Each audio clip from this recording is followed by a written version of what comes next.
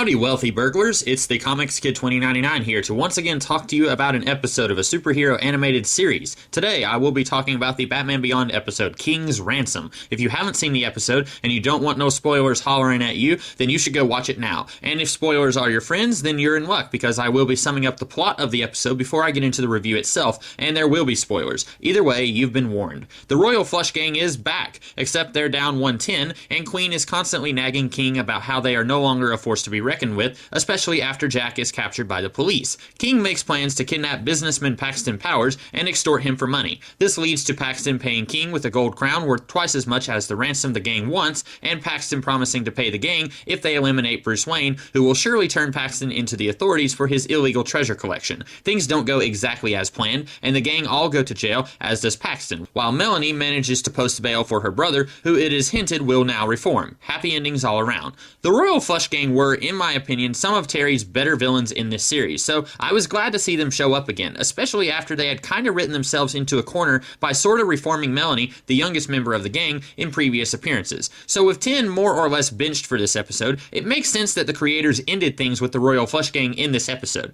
And it's true that Glenn Murakami, one of the producers of the series, wanted to do an episode where the Royal Flush Gang is back, where 10 was the new queen and everyone else was a new recruit. And while that sounds like it could have been a cool episode, it would have overwritten this one, as Melanie seems pretty sure of her decision to abandon a life of crime in this episode. And if they had gone with that idea instead of this episode, I don't think it really would have prolonged the gang's number of appearances in this series very much, since this is the beginning of the final season of Batman Beyond. I do like the Royal Flush Gang, so I am all for them being villains once again, especially since it's been a crazy amount of episodes since we last saw them. But in the previous episodes, Melanie was always the focus, and more specifically, her relationship with Terry was the focus. It was this show's way of doing the Batman Catwoman thing. But as this episode mentions when 10 asks if Batman gave her note to Terry, Terry has already made his choice to continue in his relationship with Dana, much as I might wish otherwise. So with that source of subplot shut down, there's not much more to do with Melanie, which might explain why she's barely in this episode. So this episode chooses to focus more on the mother and father of the gang, which I think could have worked if this series had been longer and had more episodes featuring the Royal Flush Gang. But when every episode featuring these guys had 10 as the main focus, and then the last one focuses on a different member of the gang, that feels really weird. And speaking of weird, I do find it weird that Jack, Melanie's brother, has a chance at redemption in this episode and takes it. He never struck me as being reluctant to live this life like Melanie did. In fact, that idea I mentioned about Melanie starting her own Royal Flush Gang, that was used in the comics shortly after this episode aired, only it was Jack who had started his own gang after Melanie bailed him out of prison.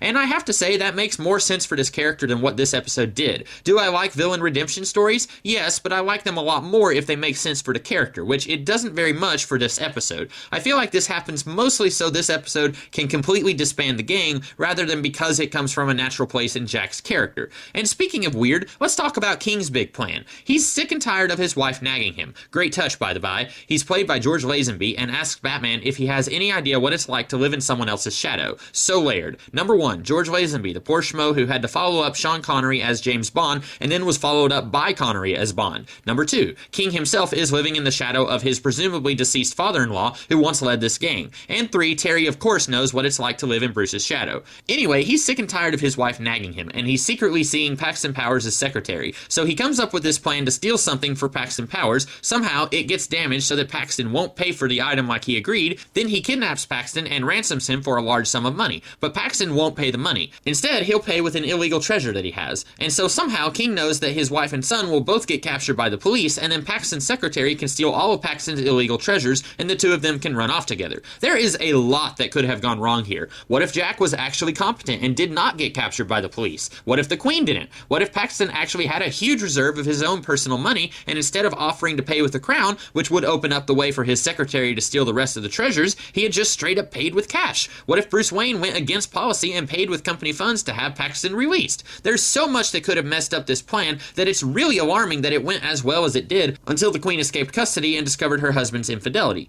That's about all I have to say about this episode. It has the elements that could have made it a favorite of mine, and it's not all bad, but it's also not all good either. A few big problems keep me from really liking it, but those are just my opinions. What do you guys think of this episode? And of my review? If you liked it, be sure to like, share, comment, and subscribe. And if you did like it, you're in luck, because next weekend I'll be talking about an episode of Batman the Animated Series, and the weekend after that, I'll be talking about another episode of Batman Beyond. And I do other videos throughout the week, so be sure to check those out if you're into that sort of thing. In the meantime, I hope you guys have a great great rest of the day. Catch you later.